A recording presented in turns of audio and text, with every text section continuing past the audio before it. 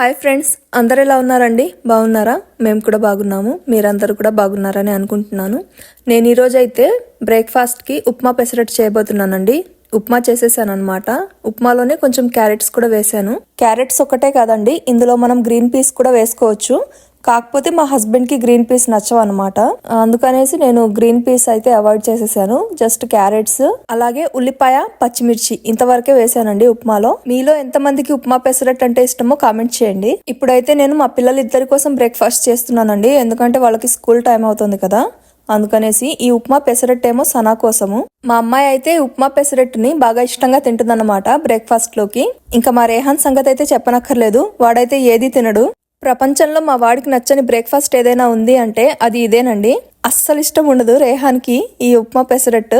వాడు తినకపోతే నేను కోప్పడతాననే భయంతో ఏదో ప్రాణం మీదకొచ్చి తింటాడే తప్ప వాడికి అస్సలు ఇష్టం ఉండదు. అందుకే వాడికి ఉప్మాతో కాకుండా జస్ట్ ప్లెయిన్ పెసరట్టు వేసేస్తున్నాను. పిల్లలిద్దరూ కూడా రెడీ అయిపోయి కిందకొచ్చేసారండి బ్రేక్ఫాస్ట్ చేయడానికి. వీళ్ళు తిన్న తర్వాత ఇంకా స్కూల్కి వెళ్ళడమే. నేనైతే వీళ్ళిద్దరికి ఇక్కడ గ్రేప్స్ పెడుతున్నానండి స్నాక్ కోసం.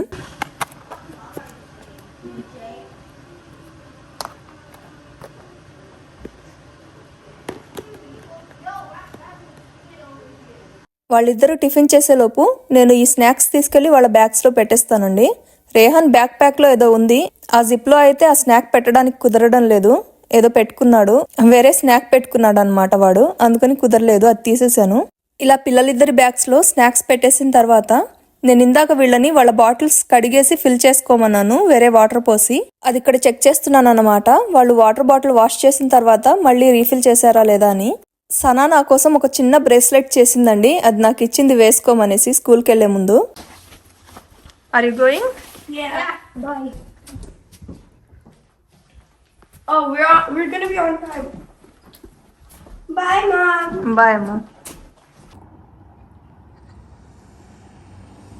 బయట చూసారా, పొద్దున్నే ఒక పెద్ద ఆవిడ వాళ్ళ డాగ్ని తీసుకుని వాకింగ్కి వెళ్తుంది. ఇక్కడ వాళ్ళు మాత్రం టైంని భలే మేనేజ్ చేసుకుంటారండి. పొద్దున్నే వాకింగ్ చేయడము, జాగింగ్ చేయడం లాంటివి. ఇక్కడ చూడండి, ఒక ఆవిడ జాగింగ్ చేస్తుంది. బాయ్ రేహాన్. బాయ్ సనా.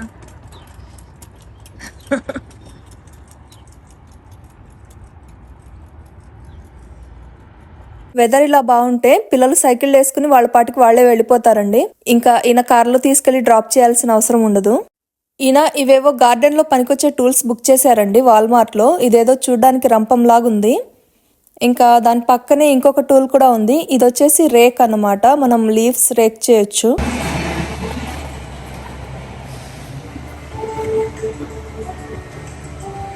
పిల్లలిద్దరూ స్కూల్కి వెళ్ళిపోయిన తర్వాత మేము కూడా బ్రేక్ఫాస్ట్ చేసేసి కాస్కోకి వచ్చామండి. కాస్కోలో రైస్ తీసుకోవాల్సింది ఉంది. కాస్కో అనేది ఒక హోల్సేల్ సూపర్ మార్కెట్ అనమాట. ఇక్కడ అన్ని వస్తువులు దొరుకుతాయండి. ఐస్ క్రీమ్ దగ్గర నుంచి ఐఫోన్ వరకు అన్నీ మనకి ఇక్కడ దొరుకుతాయి. దొరకని వస్తువు అంటూ ఏది ఉండదు. మనకి ఇక్కడ షాప్ ఎంట్రన్స్ లోనే పెద్ద పెద్ద టీవీస్ పెట్టారండి. చూడ్డానికైతే చాలా బాగున్నాయి. క్లారిటీ చూడండి అసలు ఎలా ఉందో, భలే ఉంది కదా. క్లారిటీకి తగ్గట్టే రేట్ కూడా ఉందండి. ఈ టీవీ రేట్ వచ్చేసి మన డబ్బుల్లో అయితే 1,90,000 రూపాయలు. ఇక్కడైతే $20కి కొన్ని ఫ్లవర్ పాట్స్ పెట్టారండి. ఇవి కూడా చూడ్డానికి చాలా బాగున్నాయి. ఇవి తీసుకెళ్లి ఇంటి ముందు గనక మనం పెట్టుకుంటే చాలా షో వస్తుంది. బ్లూ అండ్ పింక్ ఇలా 2 కలర్స్ లో ఉన్నాయి. ఇవి చాలా బాగున్నాయి. అక్కడ ఒక లాన్ మోవర్ కనిపిస్తుంది కదా, గ్రీన్ వర్క్స్ వాళ్ళది. మా లాన్ మోవర్ కూడా సేమ్ అలాంటిదే. కాకపోతే మేము కాస్కోలో తీసుకోలేదు, ఇల్లు కొన్నప్పుడు అమెజాన్ లో ఆర్డర్ చేసాము. కాస్కోలో యాపిల్ ప్రొడక్ట్స్ కూడా ఉన్నాయి చూడండి, ఐప్యాడ్స్, మ్యాక్ బుక్ అలాంటివి. ఓ ఊరు మొత్తాన్ని అద్దెకు తీసుకుని అందులో ఈ కాస్కో స్టోర్ కట్టినట్టుందండి. అంత పెద్దగుందన్నమాట, చాలా పెద్దది. ఇది నడిచే కొద్దీ ఇంకా ఉంటుంది.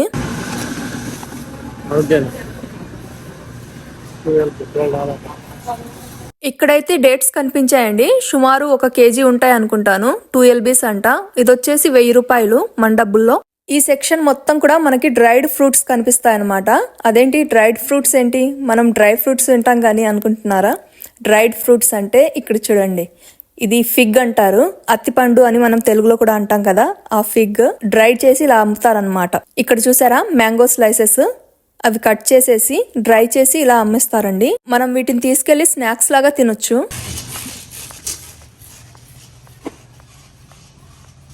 మేము ఈరోజు ఇక్కడికి రావడానికి గల మెయిన్ రీజన్ వచ్చేసి ఈ కార్ట్ వెనకాల దాక్కుని ఉందండి. చూసారా రైస్ బ్యాగ్స్, ఇవే అన్నమాట.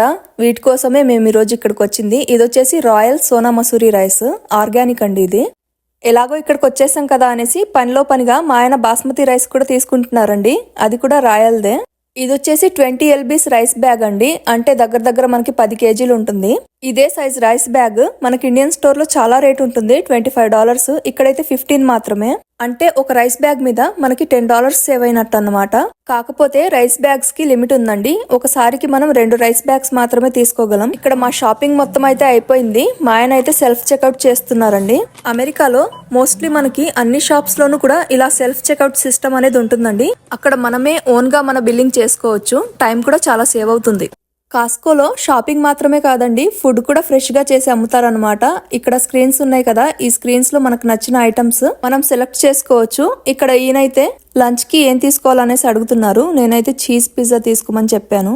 ఇక్కడికి షాపింగ్ చేయడానికి వచ్చే వాళ్ళు సగం మంది అయితే, ఆ షాపింగ్ పేరుతో పిజ్జా తినడానికి వచ్చే వాళ్ళు ఇంకొక సగం మంది ఉంటారు. అదెందుకనేది ఇంకాసేపట్లో మీకు చూపిస్తాను. ఒక విషయం చెప్పడానికి మర్చిపోయానండి. అదేంటంటే ఇక్కడ షాప్ చేయాలంటే మనకి కాస్కో మెంబర్షిప్ కార్డ్ అనేది ఉండాలన్నమాట. అదొచ్చేసి ఇయర్లీ $60 ఉంటుంది. ఆ మెంబర్షిప్ కార్డ్ లేకుండా మనమైతే ఇక్కడ ఏం కొనలేము.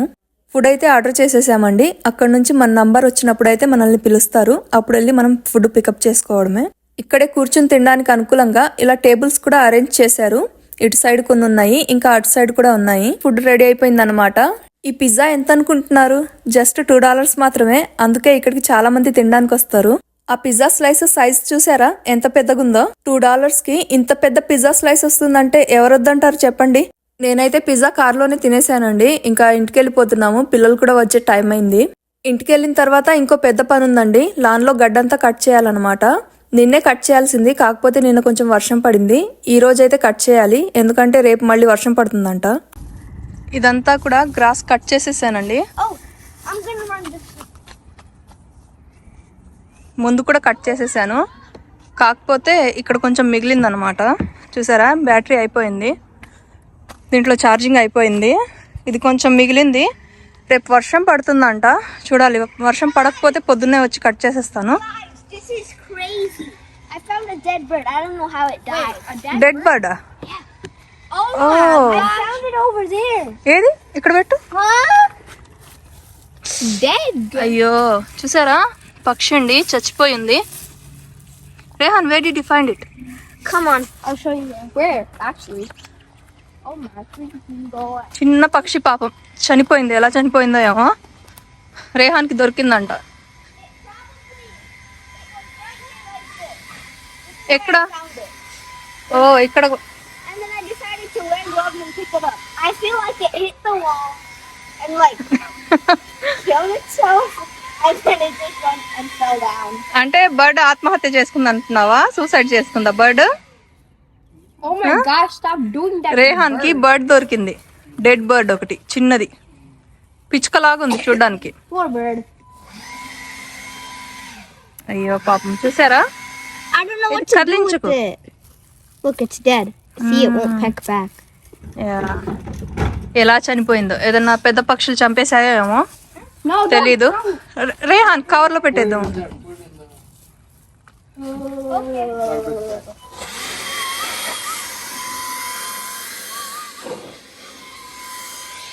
hope he lived a good Wait, life. wait. ఇలా తీయొచ్చు రేహాన్. జస్ట్ ఇలా పెట్టేసి ఇలా. నీ చేయి తీసేసేయి. Take your hand off. It will be in glove. See, Poor bird. Mama, tie wait. చేసేసి, Mama, wait. ఇది టై చేసేసి క్రాష్ లో పెట్టేద్దాం. Ah, ఉండు, I'm going into another layer. Open that glove. Open. Okay. Ah, Mommy, Pakshi enti. పక్షి is bird. Poor bird.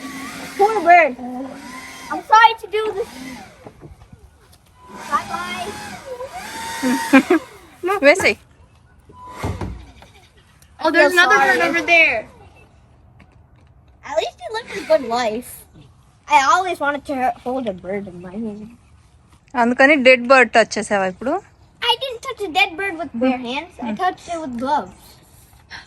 Paper gloves. Okay. Isn't that surprising? Sad, it's sad. Sad. ఇప్పుడు dinner time అవుతుందండి. ఇప్పుడే వెళ్ళి Kroger నుంచి salmon fish తీసుకొచ్చారు.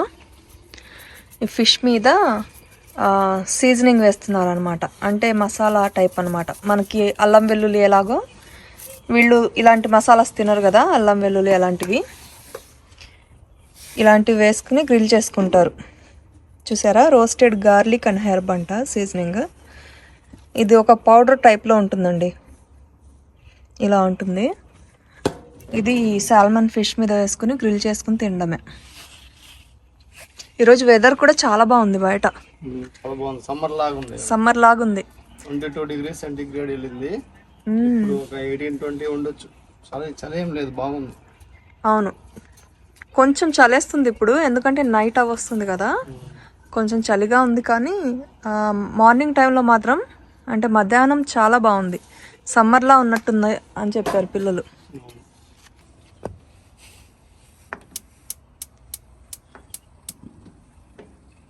On చేస్తున్నారు. Grill on చేసేసి ఇంకా లిడ్ వేసేసి ఒక 10 minutes పెట్టాలా? 15-20 minutes పడుతుంది సిమ్లో. ఎక్కువ పడితే పోయినసారి మంటలు వచ్చేసింది. అవును, బటర్ వేసాము బాగా, మంటలు వచ్చేసింది. ఈసారి లాస్ట్ టైం అయితే బటర్ ఎలా వేసారో తెలుసా మీరు? ఇప్పుడు పెట్టారు కదా, ఫస్ట్ స్టార్టింగ్ నుంచే బటర్ వేసారు లాస్ట్ టైం. ఇప్పుడు అలా కాకుండా సగం కుక్ అయిన తర్వాత వేయండి.